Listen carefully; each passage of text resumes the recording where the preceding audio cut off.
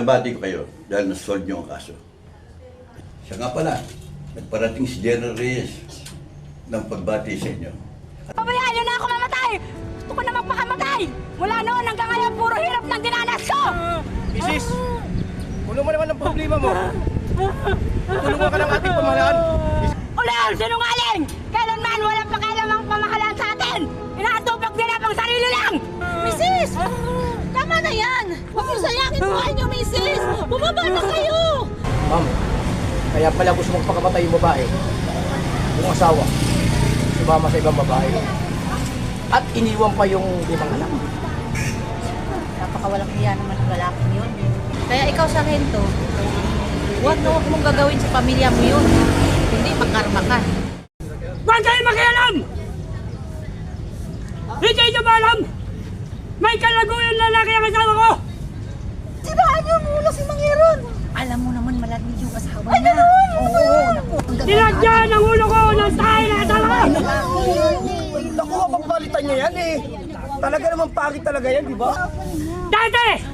Gwapo rin ako! Pero ngayon, pangit din naman ako!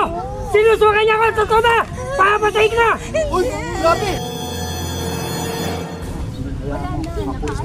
Mangiron! Hindi ka ba nanhinayo sa asawa mo? Napakaganda! Kapag napatay mo yan, makukulong ka! Huwag kayo makialam! Paano papa kung sinaksak siya? Hindi niyo ba alam? Dating gawi, May tutan mo. kalaguyang lalaki ang asawa ko! Huwag ka mahinga sinabi! Hindi niyo ako kaya ululin! Sinusukan ako ng asawa ko! Totoo ba? Hindi! Mahal na mahal kita! Ano ba? Ano klase pagpapahal? Asan yan? Papatay kita! Kamay nga sinabi!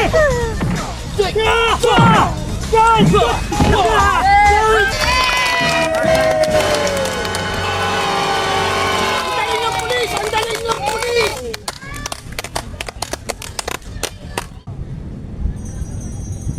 Hoy! Magnanakaw ng... Ba't yung pera ko pinagnanakaw mo? Ako? Di ba ito kaya kinuha mo? Ikaw na naman mukhang pitos ka, mawaling ka sa pinananay mo! Pati lalaki, Oh, makaano ka? bakit sila mo sura mo? Ang laki ng tiyan mo! Hoy! Ang kapal ng mukha mo! Ako na yan! Ang kapal ng mukha mo!